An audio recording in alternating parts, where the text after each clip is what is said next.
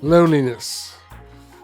That is the topic that I will cover today in Things We Learn on a Monday Morning. And this is a very, very special episode in that I managed to chat to someone who not only is knowledgeable and an expert in this field, but if I had to define him, it would be a resource. The word resource.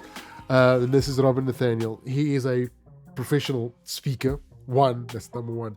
Number two, he's a social media strategist. Two, he is a musician. Well, three, he's a musician. He is multifaceted. But his passion he's also an author, by the way. Yes, which we'll talk a bit about in our conversation. But he's someone whose passion is about human connection and how to navigate human connection throughout the noise of AI, the noise of technology, and so how to be more effective in your communication and how to be more effective in your connection. That way. And how this conversation came about is it must be the Lord. Robin reached out and wanted to be on the podcast and wanted to add value to this community and to the people I talk to. So I said, yeah, absolutely. And so he graciously hopped on a call at 5:30 in the morning, his side. It was 11:30 this side. So he's in Atlanta, Georgia. And we then had a conversation. So buckle up. This is a long episode. I thought to give you as much about the conversation as possible. So this is a long version of the conversation, about 55 minutes. But if you are people who like shorter form content or being very specific with your time, then I've included the chapters in this version. So you can click to the particular topic or the section of the conversation that you are most interested in. Or if you just want to listen to the entire conversation, maybe we actually just enjoy a bit of banter, then just listen to the entire thing. But if you want to know more about Robin and his amazing TED Talk, which I do encourage you to listen to watch, you'll be transformed by it. Then the links and everything about Robin will be in the description below. And so buckle up and welcome to Things We Learn on a Monday Morning. Enjoy. Robin Nathaniel, good morning. It is it's morning in both ends of our world, so it is morning, despite how it looks on your end. But good morning and thank you for being here today. Yep, Jason, thank you so much for having me. Absolute pleasure. And this is when the stars aligned and we finally got to connect and in this sort of space. You are, as I mentioned prior to this recording, that you are smack bang in the middle of the journey that I'm currently on, dealing with technology, AI, and life. And what does our humanness look like going forward? And how do we navigate AI in our world? And so to kick things off, I will ask you a simple question, and then we'll navigate from there, see where this podcast ends, and we can take it from there. So first question I have to ask you, and this is a fun question, I would think. Whether you agree with me or not, we'll think about it. But if you ran into your 10-year-old self, what advice would you give to him to prepare him for the world we currently living in and the potential world we're moving into? My 10-year-old self? Yes. So you now, That's a good one. See your 10-year-old self and then say, okay, this is the things you need to think about when you get to this time of life. This is good. The first thing that comes to mind is about the ambition that I had when I was a child. When I was a child, I was very ambitious. And there were times that I faced certain challenges that extinguished my ambition. You know, as people dig into my story, a lot of my story is built on loss and trauma. You know, I had a lot of stuff happen to me as a young child that kind of led to me becoming who I am today, which I'm grateful for. However, there were times when I felt like my ambition was kind of, you know, extinguished because of the circumstances around me. So my advice to my 10-year-old self is always be comfortable with shining your light. Don't let your circumstances define you. Rise above it. And if you want it, go after it. Because in my life, especially as a young man before I got into my 20s and 30s, especially my teenage years, I allowed my environment to kind of dictate the direction that I went in. And sometimes, and again, I'm grateful for where I am in life, Jason. But for my 10-year-old self, I would tell him, like, if you are ambitious or hungry or obsessed about something, it's okay. We want to pour into that, keep pushing and keep fighting for it. Wow, wow, wow. I'm sure your 10-year-old self would probably be super inspired. No, he would probably like, who are you? Like, why do you look like me? Yeah, I think the same would be me. By the way, I had hair. This is the result of maybe 2 years of just, yeah, deciding to explore a different space. But I had hair. So my 10-year-old self would probably be like, Jason, let's talk. Why did you go bald?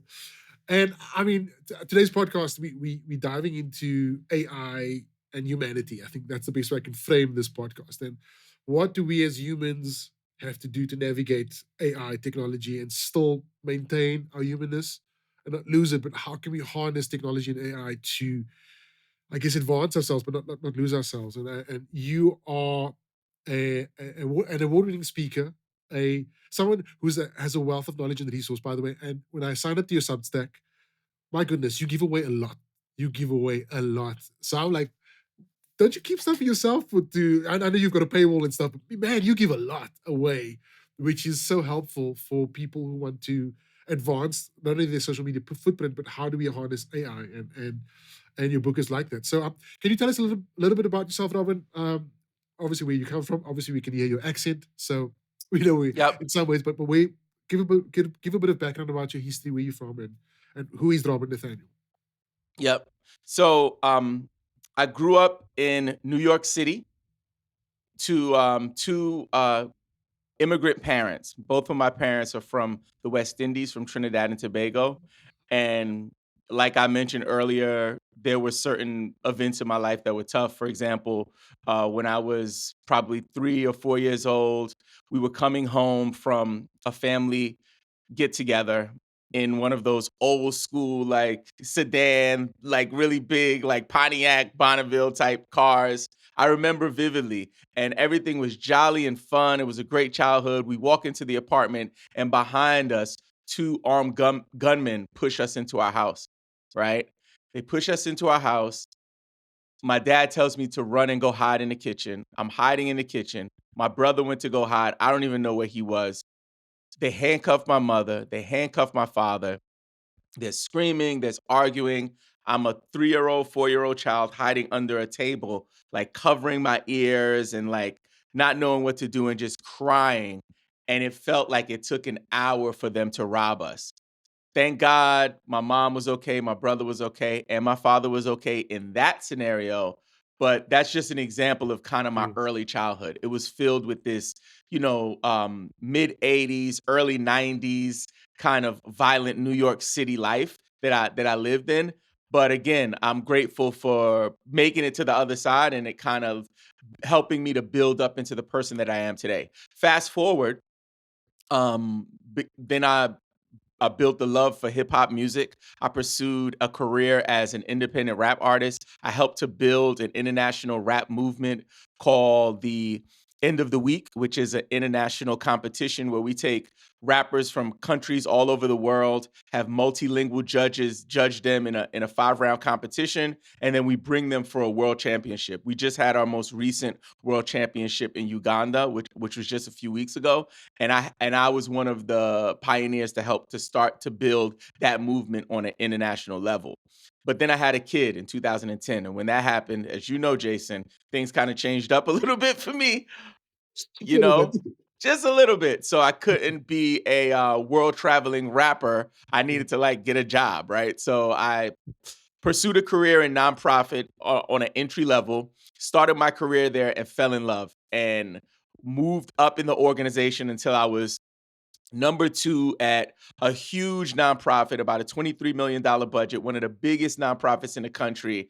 And then the pandemic hit. And when the pandemic hit, me and my family escaped to lovely Atlanta metro area here in the Atlanta area and started a new life. I shifted careers from nonprofit leadership over into marketing. And that's what kind of led me to the TEDx stage, led me to write my book, and led me to be this advocate for human connection within the social media world.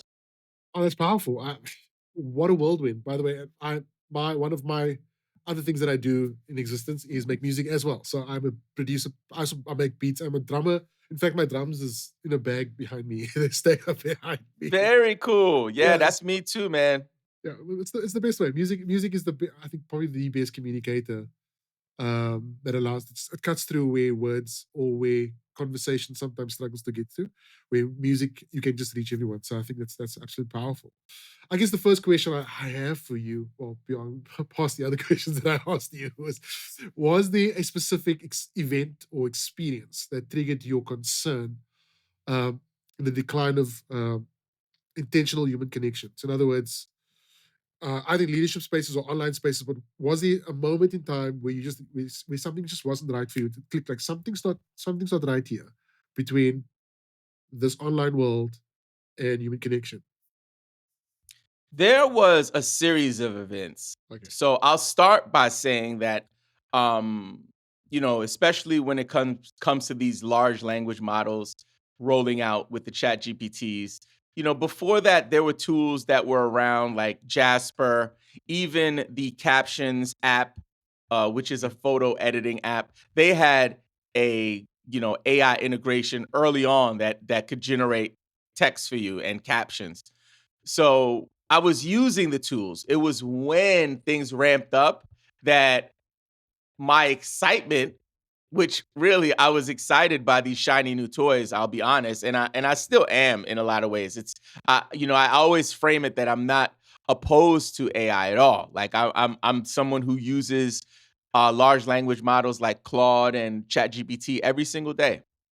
But I would say I saw a trend in these series of events happening online where I felt like that human touch was starting to erode slowly, at least in the spaces where I hang out, right? So Mhm. for example, in January 2025, I made a commitment that I wanted to get serious about LinkedIn. I was like, you know what? I'm a social media strategist. I spend time on all these platforms. I feel like I mastered most of them, but LinkedIn is my big blue whale that I need to like get on LinkedIn because there's so much opportunity, but also I want to as a professional just be a little more fluent there. So I committed in January to like master LinkedIn.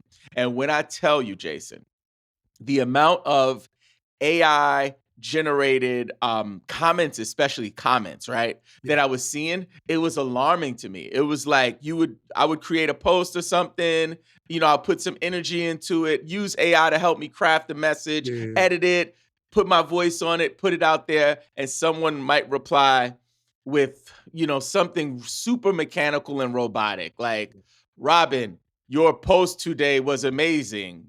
On July 2nd, when you said, I was so impressed. Thank you. And I'll be like, wait a minute. Like, why did they say the date, first of all? And like, can we get something else?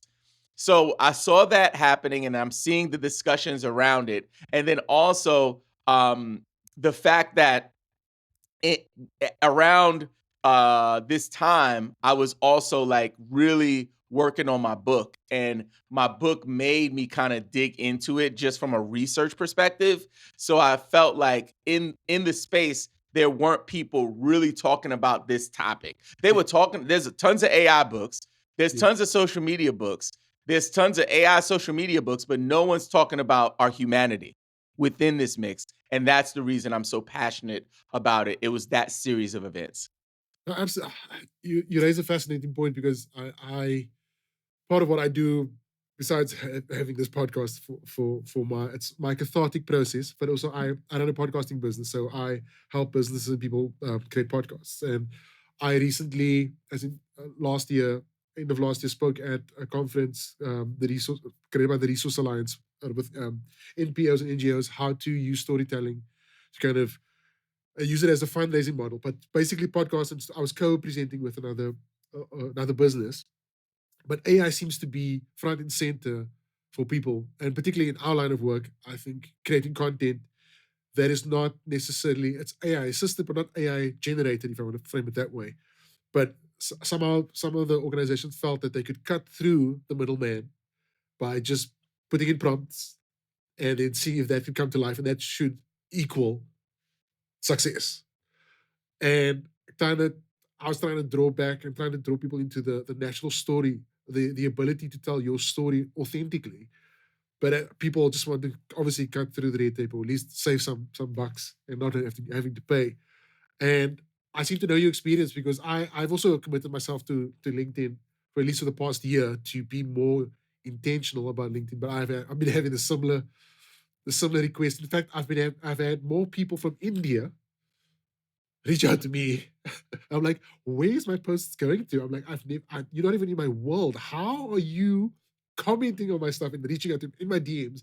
But it's so robotic, and I'm like, this seems very like a bot. It feels very inauthentic, and I just tend to block them. Yeah. Yeah, I think that's the DM section too, Jason, I failed to yeah, mention that in that, series of events, it was also what was happening in my DMs, where I was getting the very direct, straightforward, and most of it, if it wasn't automated, it was just like a copy and paste job. yeah. Like, thank you for the connection, Robin. Hey, I see you worked at, the YMCA from 2010 to thing. Can we jump on a 15-minute call so I can tell you about my services? I'm like, Mm, what the heck? I'm like, bro, I don't know you. like I'm not jumping. Like, Jason, my time is so yeah, valuable yeah. to me. I'm not jumping on a call with anyone right now unless there's clear intention and we've also like built the understanding of why we're connected. I'm not like jumping on to learn about your business on the first time you say hi. Just say Exactly. hi, you know? I'm fully with you, and I think that's the. I, I would, how do you navigate through the mess? Okay, I mean, you've mentioned a few things like this. How do you navigate through the? How do you find the inauthentic people, the bots? How do you get through all of this? Do you have any That's a good tools question. available that you use? Yeah. Yep. So in my DMs specifically, I just respond to people like I would respond to them in real life. So, for example, I lived in New York City for many years, and panhandling is a big thing in New York City, where people are like, hey, I have a cup, can I have some money? Yes, Oh, yes, hey, yes, yes. I have a basketball team, we need money for our basketball team, so can you give us like a 19-year-old man, like, yo, like, I got this basketball team, I need $20, can you give it to me? And you just tell them what you want to tell them, like, no thank you, have a good day. It's the same thing in your DMs. It's the same thing on social media. When people are like, hey, Robin, can I jump on a 15-minute call? I don't ghost them. Because I don't want you to just keep automating messages to keep trying to get me to jump on a call. I'll just say, no thanks.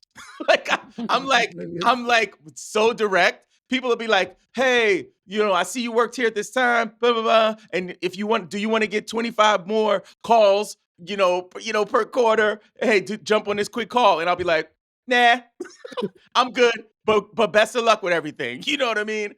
Good luck with that. God bless you. You know what I You mean? hit me with the God bless you and I good luck with that. sometimes I do, and sometimes you ready for this one, Jason? Oh yes, Sometimes I've had some people in the DM, and now this is a human probably. He's yeah. like, "Hey, do you mind? Can I ask for your input on why you declined my invitation?" And that's when I let them have it. And I'll be very direct. I'll be like, well, in this current social media landscape, when people interact with humans and the first thing that they do is ask for something, it just turns me off as a consumer of content and information. So for that reason, I declined.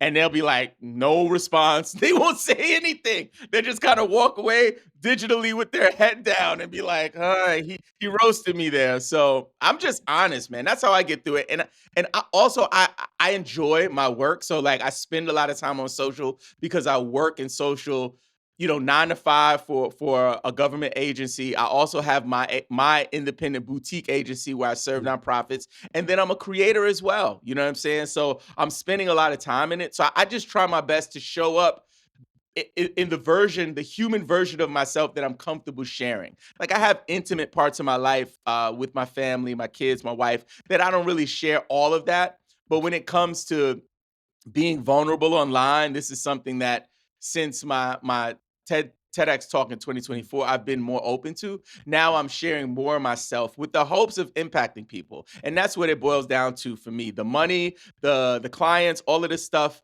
that comes in the business, I believe are byproducts of service. If I serve people, then God and the universe just kind of blesses me with opportunities. And that's been working well for me the last few years. Sure. Wow. Powerful stories, by the way. Are you a believer, by the way? Do you believe in I am a Jesus? believer. I'm a You know, believer. Jesus. Yeah, yeah. I had So to. I obviously I walk into these conversations quite yeah, me too. lightly. I thought, well, let me ask anyway, because you're speaking about about God, and so I'm like, yeah, I love Jesus as well, by the way. Yeah, I grew up in the church. Yeah, My God bless my stepmom, who I affectionately call my mother, my mom. yeah, yeah. I lost my biological mom at 17 years old, and my stepmother, she just had her 90th birthday, Jason. So it's Wow, she's congrats! Wow, yeah, that's she's been around the block and she's still kicking, and wow. she's so inspiring to me. And she introduced me really to the church. I went to church when I was little before that, but she had me like going to Sunday school. She had me in a choir. Like I was singing every morning in the choir, like dragging my feet, like "'Tis so sweet to trust in Jesus." Wow. But all of that whole foundation, Yeah, Jason, led me to the relationship I have now with God. And I think that for that, I'm one of the most, that's the one of the things that I'm most grateful for is my stepmom and her bringing me to church. well, thank God for stepmoms. Thank God for moms and grandmoms Yeah. and all of them, all of the family. And you mentioned now, well, by the way, your TED talk is absolutely fantastic and such a powerful message. And I want to get into your mind later on, well, a little bit later, just find out what was that experience like. In fact, let me ask now, what was that experience like doing a TED talk? Because obviously it's quite a high pressured space, quite a quite curated time. And how were you able to get your message across, curate your message in such a way that it was so impactful? Because it was powerful. I thoroughly enjoyed it. Giving a TED talk literally like took a like a huge chunk of my energy for a number of months.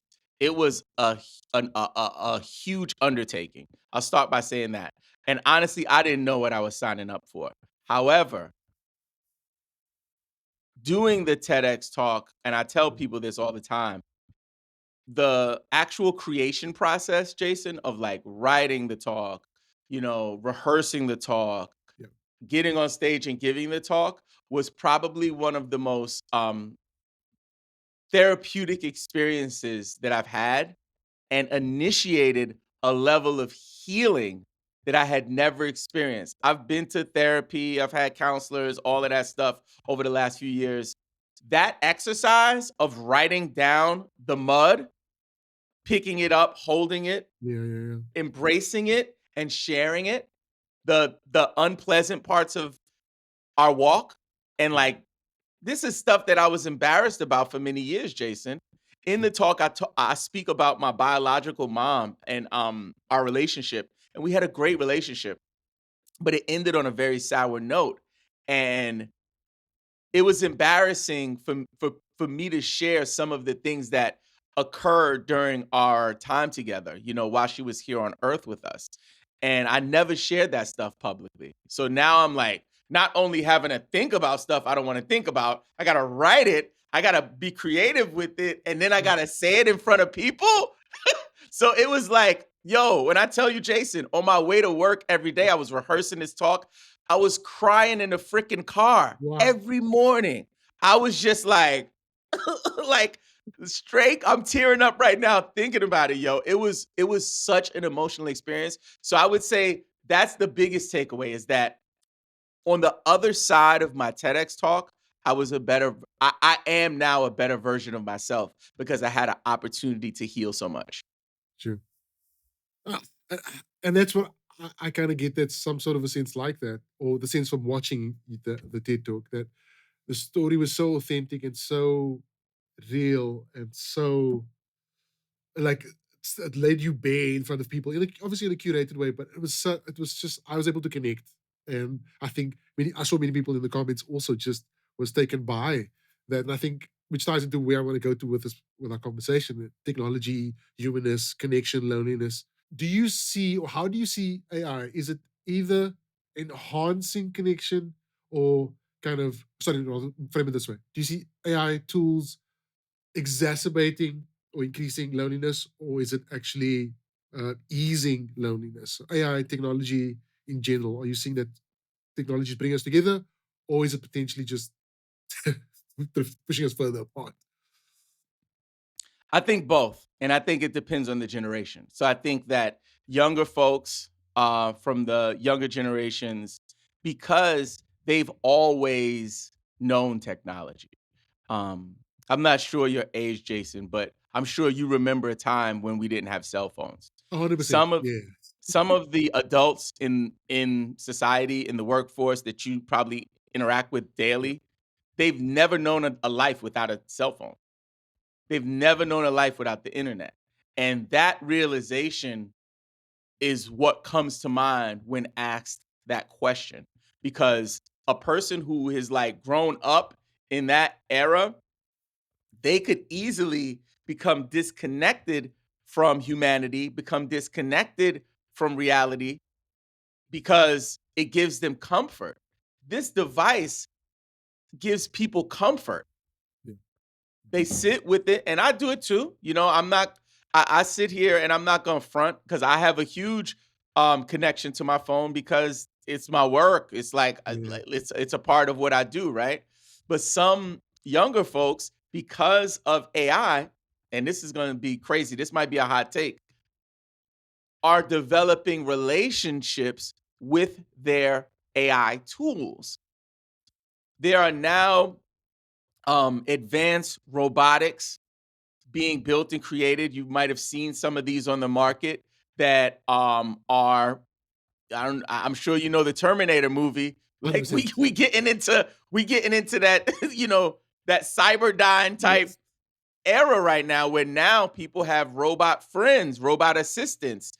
And I believe we'll be, and this is the hot take, I think we'll be in a space where eventually people will have like intimate relationships with their robots. People will be like, I bought my wife today. I bought my husband. Yeah. Yeah. Like he's a C7 2025 model Tesla. Man, I call him John. You know what I mean? And that's the part where I think the disconnection occurs. Now, in terms of, and this could be younger or older, but I'm definitely seeing it with some of the people in my age bracket, is that they're using it to get closer, specifically by being able to refine messages Yeah. using large language models like ChatGPT and Claude, and also increasing output for Yeah. their deliverables or their projects or whatever it is. So where maybe, you know, 5 to 7 years ago or whatever, when I was writing blogs, it would take me like a week to write a blog, a really good, long, robust blog. Now, because I can speed up research, now Yeah. because I can speed up, my outlines, my rough drafts, my get help with my editing, all from these tools, and still be able to like inject my human voice and human touch. Now I can pump out more content and connect with more people. And it's happening a lot, especially on Substack, Jason. I know we're connected over there. I see a lot of that happening, some very vibrant online communities. And I think there's a lot of room for growth in terms Yeah. of bringing us together through AI, while this disconnect with some of our younger generations are happening simultaneously. Yeah, so Substack for me, by the way, is one of those enigmas, one of those very interesting spaces that's popping up. And I think if your insight will be invaluable in this conversation. So in terms of Substack versus other platforms like maybe like a LinkedIn, because I kind of see them not in competition, but I kind of see them in a similar light. And a lot of my clients are wanting to move over their podcast to Substack because of the potential monetization, and it's a lot easier model there. But your insights on like what's the difference between Substack? Have you found that is it easier than other platforms, or yeah? What's your thoughts around Substack versus other platforms? The best time to sign up for Substack was probably 6 to 7 months ago. Okay. The second best time to sign up for Substack is right now. I would pause the episode, I would pull out my freaking phone, and I would just sign up and poke around. I'll start with that. That's just like my primer, right? Now, the difference between Substack and other platforms. On social media, whether it's the Meta suite of offerings on Instagram, Facebook, whether it's Snapchat, TikTok, YouTube, any platform for social media, the foundation of their business models are rooted in advertisement dollars. They keep you on the platform so they can show you some ads, and that's the game. That's how the algorithms work to keep people online. And that's the model across the board in the industry. Now, another thing that's common across social media is that you are operating on rented land, meaning if Instagram banned your account today and they were like, you know what, Jason, I know you got 10,000 followers, but those are actually our followers and we're ending your relationship with them. Click, click. What will happen? Let me email somebody. We do not respond to messages. This is Meta. We don't talk to humans, right? Like, good luck, buddy, right? So now you're out. You lost your whole following, right? Because we banked on building something on land that did not belong to us, right? Now, let's go over to the other side of the spectrum where Substack enters. Substack, unlike the other platforms, there are no ads right now. Yes. Will there be ads in the future? We'll see. I, all signs lead to saying that eventually it will happen, but they don't have it right now. So there are no ads right now in this early adopter phase. And when it comes to operating on rented land, unlike the other social media platforms, the genius piece of Substack is its foundational component, which is its newsletter integration. So within the Substack ecosystem, there is a newsletter function essentially where people can subscribe to your newsletter and share with you their email address. You can't do that on Instagram. You can't do that on TikTok. There's no newsletter function. It's just social media.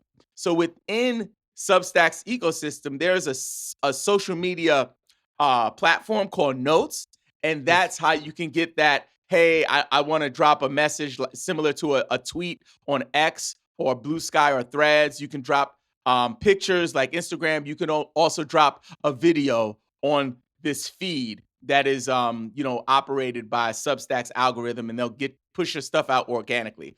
Another thing about Substack, which is another layer, Jason, unlike email service providers like Aweber, MailChimp, Kit, right on down the line, all of these Beehive, all of these email service providers, unlike those, first, Substack is free. No matter how many followers you get. If you old school like me, you remember MailChimp was trying to charge you an extra 20 here. How many subscribers you have now? You got over 1,000, extra $20. Oh, you got more than 5,000? Take that bill. And they just, before you know, you got a $70, $80 email service provider bill. It's free on Substack. And then the last thing I'll share about their email services that are different than the other service providers is that because they have an existing community, right? Yes. They have millions of users, right? And people who are actually paying to be a part of paid newsletters. It's just a vibrant community that they are giving you the opportunity to get in front of an audience. Aweber and MailChimp is not like, hey, let me show you my other, look at the other email, the people who subscribe to our email services. You want to meet? Here, you guys. No, it's like you just email your people and that's it. No, there's no community, there's no ecosystem. Within Substack, I'm getting people who subscribe to my newsletter through Substack, and that Yeah. is wild. So I said it at the beginning, I'll say it at the end. Today is the day for you to sign up for a Substack account. This podcast is not sponsored by Substack, but it's a season flight. Um, but Substack, if you want to sponsor, we are readily, both Robin and I are readily available in our different ecosystems that you could plug into. I'm happy, but yeah. So, That's ladies and funny. gentlemen, so that's why this conversation is so important. And Robin is a resource. If if you look up the dictionary definition of a resource, I'm sure Robin's picture would be there. So do subscribe on Substack and all the socials. Go look out for him. I'll obviously pin it in the description. But clearly a wealth of resource. And I know we're supposed to talk about AI and human connection. And clearly we're veering off, and I know our time is short, so I don't want to take up too much of your time. And I want to talk a bit about your book. I obviously downloaded the free sample. I'm not going to lie, and I love the sampler, and I think it's fantastic. And that's what hooked me on, which I'm going to purchase the book at the end of the month. That's probably the worst thing to admit when you're in an interview, to mention that you didn't read the entirety of the book. So I do apologize for that. But I want All to just good, Jason. I just want to tap into your the framework and the because you speak about AI, you speak about humanity, you speak about connection, and what sort of frameworks do you use to I guess help people stay connected? Because I imagine you're talking about you, because particularly in the first three chapters already, you start to unpack it a little bit, and you start to drive us towards this human connection and how to leverage AI in a particular way. But I think one, it comes from the source. What sort of frameworks are you looking at that you help drive human connection, or how can we leverage AI and technology to support human connection? Yep. The primary framework in the book is called a sync method. It's the same framework that I talk about in my TEDx talk, but I refined it for this conversation. And it's something that I'm thinking about ways that I can use it in other parts of life. Yeah, But for our digital footprint, it's a huge resource. So look at it like this: online, people jump into these social media plans or social media strategies, if you will, without any clear objective, right? It's like, why am I doing it? Most, especially the people I work with who are with mission driven businesses or organizations, nonprofits, those type of businesses, they do it because they feel like they have to check a box. I'm on social media because they say I have to be on social media. The same way we have to get our business license, the same way we have to pay for our internet. We just got to get on social media, right? yeah, Which social media do you get on? All of them. Let's get on. We got to get on Facebook. Got to get on Instagram. We got are the kids on TikTok. We got to get on TikTok, right? And that's what happens with most businesses. And what the sync method really does is kind of strips all of that back, resets the playing field, and gives a clear direction on how our humanity, right? Who we are as yeah, people, humans.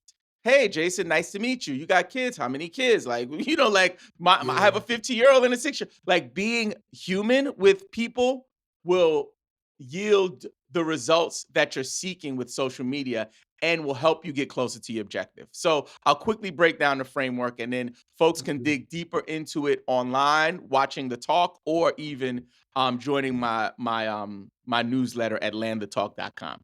So S is for simple. Basically, online, because people want to sound smart, right? They show up. The philosophical standpoints of the current curriculum of the vernacular has been giving forth the demonstration necessary for the allegiance of life. Like, dude, if you don't get off of my feed with that, like, that's not how we talk. That's not how we talk. That's not. That's not how we talk. And I think simple doesn't necessarily mean easy. And I think that sometimes, simple sometimes has a negative connotation. Oh, you're simple. You're just simple. When in all actuality, one of the greatest compliments I've ever received was from a lady named Chris Bradley. And she's a big time music coach. She like coaches Yeah, people on music. I did her podcast a few years ago. And she said, Robin, she's like, you just make it so easy to understand and so clear and so simple for people to understand. And I was Yeah. like, oh, that's nice.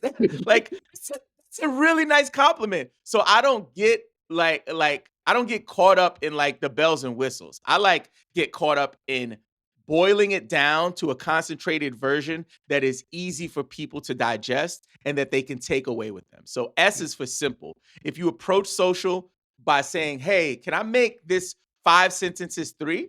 Can I make this 3 sentences 2?" Like that's kind of the mindset. Why is for yield to your intentions. Intentions are everything uh for me online. Before I start to write a comment, before I send an email, before I reach out to someone to get on a podcast, I think about how do I want them to feel and how do I want to come across? What do I want to leave them with? I'm always like, I don't just blindly do it. And when I do, I question myself because I make those mistakes sometimes where I'll just drop a fire emoji occasionally and just walk away, like drop, put, and just slide, just kind of drop a fire emoji, right, Jason? And just kind of Yeah. like maybe nobody will notice it was me. Uh, Mr. Intentional, right? So I'm human. I make mistakes. I hear you. Sometimes I do that, but anytime I do it, I'm almost like, man, I wasn't intentional there. I was rushing. So slow down, yield to your intentions, think about how you want to make them feel.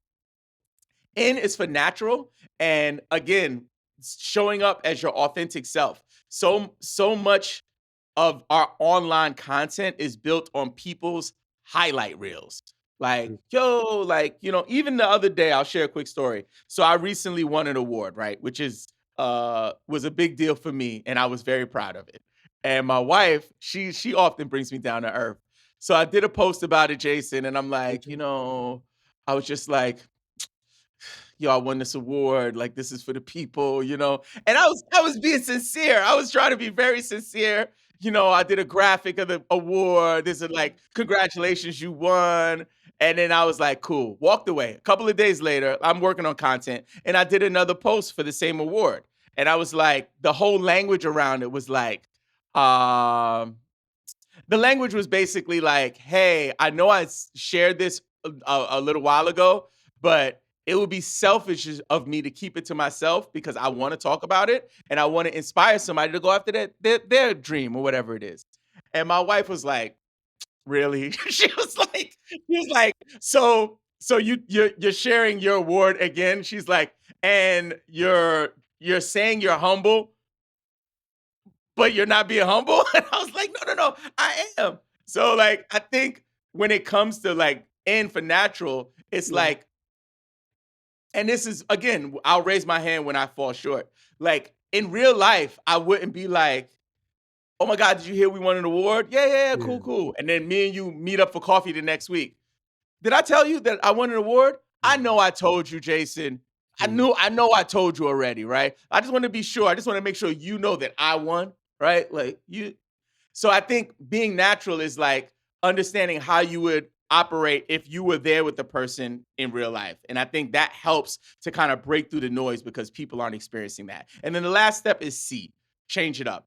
When it comes to social media, it's really important to experiment with new ways to communicate with people. Right now, we're in the age of short form vertical Mm. videos. There's Yeah. also a rise for carousel posts on Instagram where Yeah. you drop a bunch of different pictures and just kind of share. And there's new emerging styles and mediums coming out all of the time. So just be okay with experimenting and trying new things so you can connect with people on different levels. And that's just a quick breakdown of the sync framework. Yeah.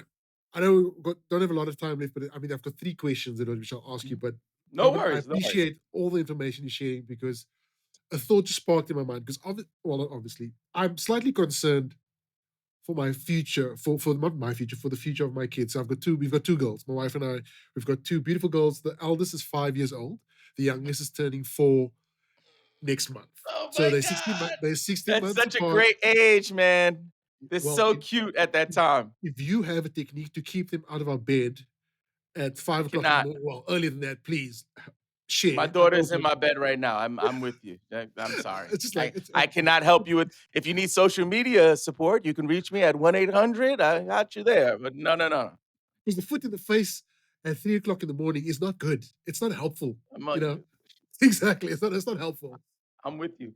So, because I'm thinking about their future and their connection with AI and technology, and probably a great idea for you is to, I guess, develop the sync model for how do we work with our kids and prepare them for something in the future. Because I think because that's yours. That's not my job. That's your job. You do your thing.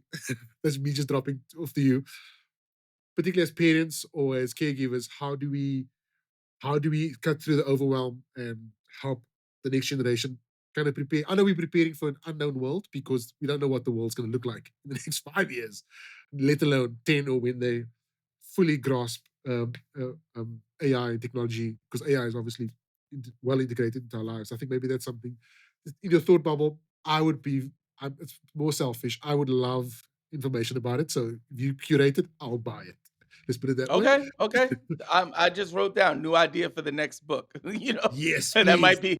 might be the book. But I would say in the short term, Jason, Yeah. especially at that young age, for me, and again, I do tons of research, Yeah. not from a youth development perspective on this topic, but I have a youth development background. In my time working in the nonprofit sector, I was a a youth development leader. That was where I started my career. So I think for me, what I'm trying to do as a dad, especially for my little one, is having conversations about it with her, and also allowing her to see what it is on a basic level. So, for example, Chat GPT, we have the premium version of Chat Yep. GPT, so you're able to do voice, Yeah, conversations with the computer or with the robot, and they can even make art for you. So her relationship right now is that she can make pretty pictures. So we'll be in the car and I'll be like,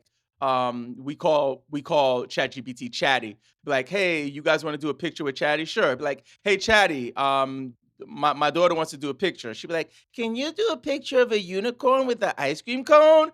And then Uh, it pops up and she's like blown away. So that wonder and that curiosity around technology, they're gonna have that anyway. And if I can help to lay down the foundation for her now, then I think that will benefit her in the future. So that way she's not drinking from a fire hose at 16 because she never experienced it. It's kind of slowly being integrated into her life. Brilliant. I will take that. Well, my wife's going to watch this episode anyway, but I'll speak to her before this is out. So tonight, hey, we must start thinking about it because that's my concern. I don't want the fire hose approach because that's overwhelming. It's in one go, and then it's just like, what do I do? How do we grapple with it? So I think that's a very important question. Okay, that wasn't part of the questions, but here we go. Last two questions. What advice would you give to someone who's overwhelmed or feeling overwhelmed with AI, and particularly those that are working remotely, those are fully behind the keyboards and the computers all the time, but there's a disconnect in human connection. So what advice can you give to them to maintain connection or find some ways to maintain connection? Yep. I think in the in the professional world right now, there is this theme of AI is coming to replace me. Right? That's a big headline that we're seeing. And I want to challenge people to dig into their value, dig into their worth, and really self assess how valuable you believe you are to your movement, mission, organization, job, passion, creative ventures. If, in fact, you do the audit that I know you'll do and you'll get the value that I'm confident you'll have, there's no way that anyone can replace you, let alone a robot. So we all have individual unique value. So that's the first thing is like do a self-assessment of your value and be okay with bragging a little bit about who you are and what you bring to the table and understanding that no man, woman, child, or robot can replace you. There's only one of you. You are a one of one situation, like, and there's no replacing you. Okay. So that's the first thing.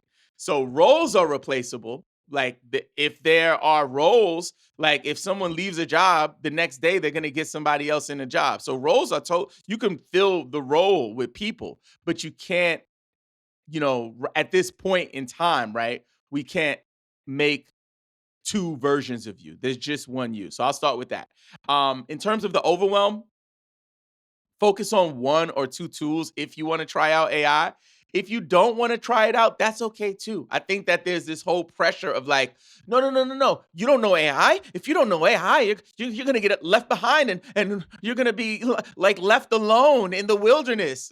Like it's okay. Like if you don't want to do it, you don't have to do it. And honestly, we deal with AI every single day. If you have Alexa on your, at home, you Yeah. talk to Alexa, you have her turn on your lights or play your music. If you use Siri on your iPhone, you're using AI tools every single day. But in terms of those large language models that you're hearing about, the Chat GPTs, the Claudes, things of that nature, if you want to try it out and take the plunge, just start with one. Don't get overwhelmed and use it for what you want to use it for. And most importantly, just talk to it like it's a regular person. Like write to it, ask it, hey, how do I make a really good lasagna? It'll give you the recipe. So those are the things that I would say is like assess your value and understand that you're irreplaceable, you're a one of one, and then also don't get overwhelmed by all of this. Feel free to like not do it, and if you decide to explore AI,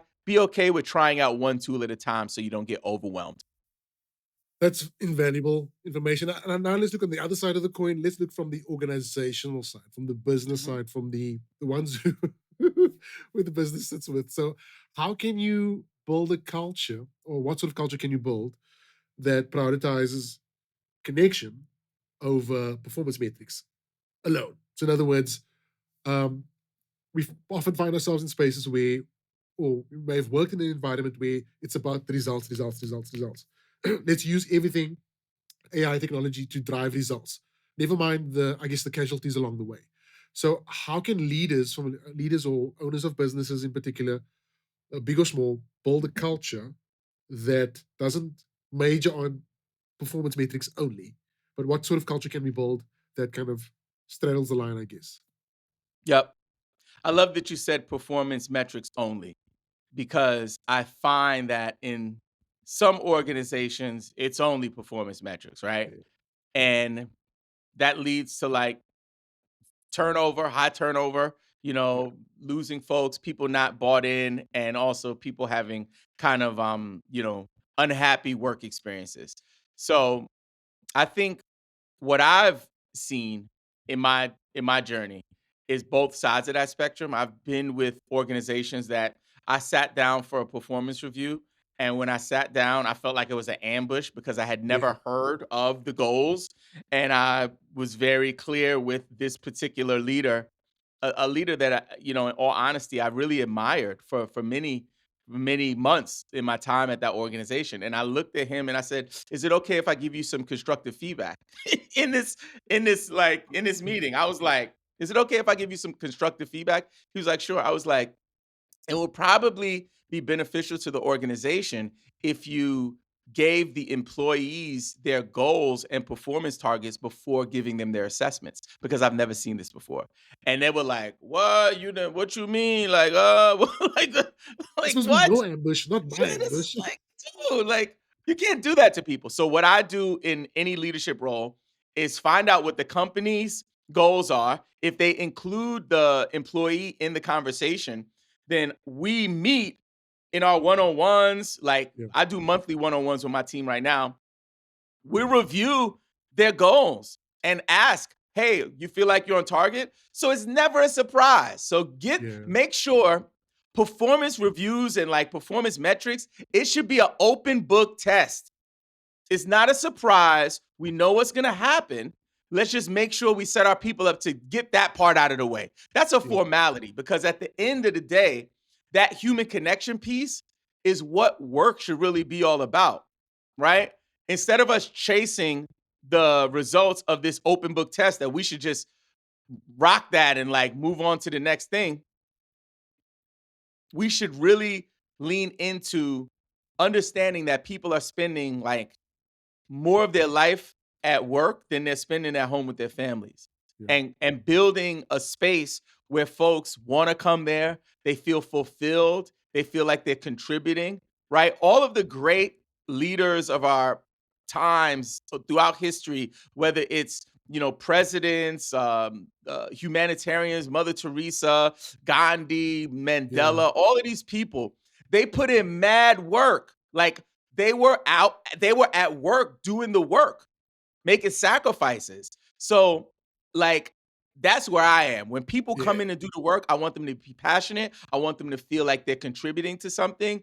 And the only way to do that is to talk about it and be very upfront. I ask my team, I'm like, how do you want me to show up for you?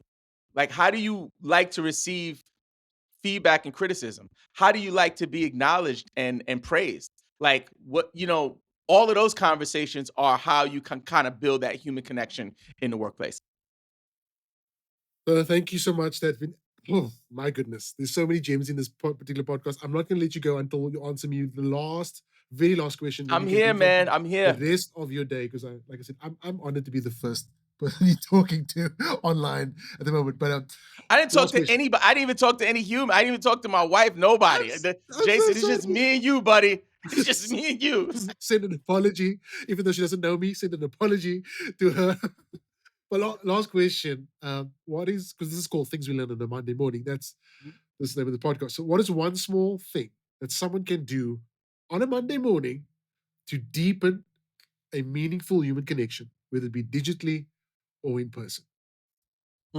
That's good. That's good. One thing that a person can do to deepen their connection is to ask more questions. I feel that sometimes in our conversations, and again, I'll raise my hand, I'm guilty of this.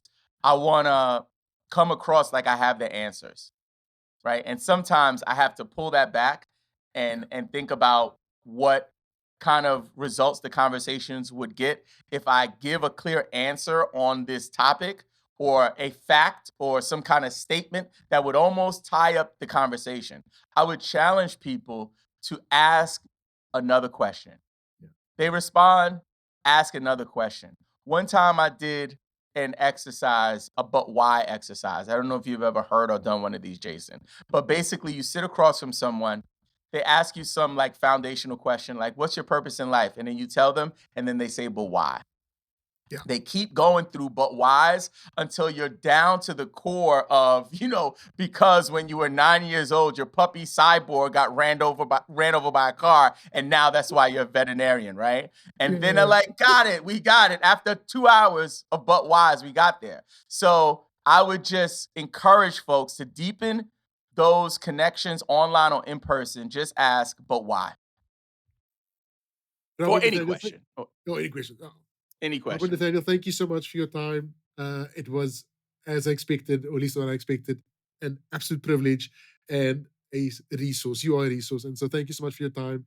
And so if you are people listening to this, when you are listening to this, I will put all his details, the relevant details in the description below. And do yourself a favor, connect with this man. He is an absolute resource, and he will 10x you. That's the best way I can explain it. Can I But say one more thing, Jason, before absolutely, we sure, go? I absolutely. just wanted to make sure that they knew that I do have that special gift for them, that once they go to landthetalk.com, they'll receive 2 free ebooks, a checklist, as well as you said earlier, a preview of my book for free. So there's a pretty big, I'm calling it the social media sync bundle for you, just for visiting that link and signing up for my list. So I just wanted to make sure they knew that. Absolutely. Well, you heard it there. You have no excuses, actually, people. You have no excuses. So thank you so much, Robin, and have a fantastic day. These are my takeaways from our conversation. One, AI and technology is obviously not going anywhere. It's part of our lives, and we are those that know life outside of this version of technology is having to learn to communicate to a generation who only knows technology.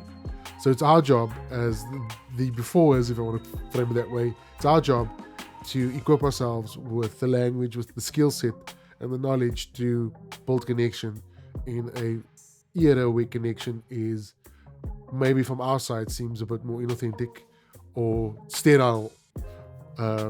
Whereas what we know, we scraped our knees in the park and build cars with bricks. This is a different type of generation.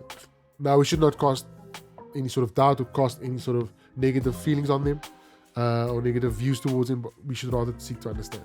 And then in terms of connection, although technology has enabled us to connect different parts of the world, there's still a level of connection loneliness which we have to overcome. And it's on us to not lose ourselves in trying to build connection, but to find a ways to authentically communicate who we are, or our authentic self to be communicated and translated across these different technologies.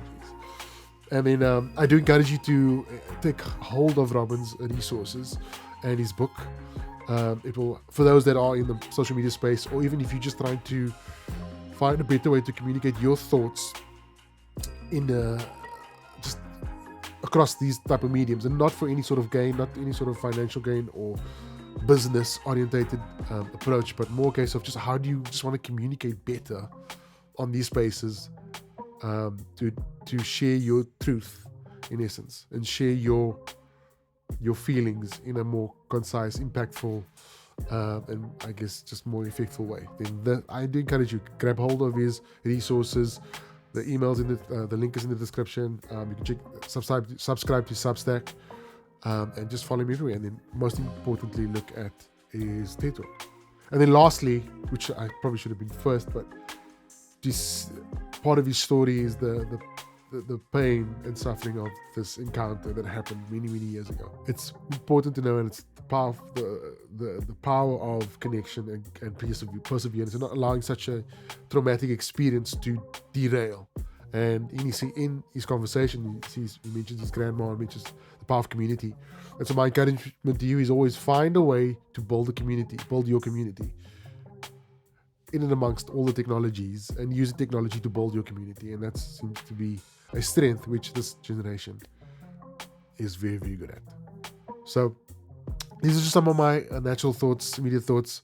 And yes, by the way, I was fluey on the podcast recording, so you just see me blow my nose and wipe my nose. I'm feeling a bit better now, but I was not going to miss up on the opportunity to chat to Robin. So if you enjoyed this podcast, and you want to have more podcasts like this, more guests like this, then please like and subscribe.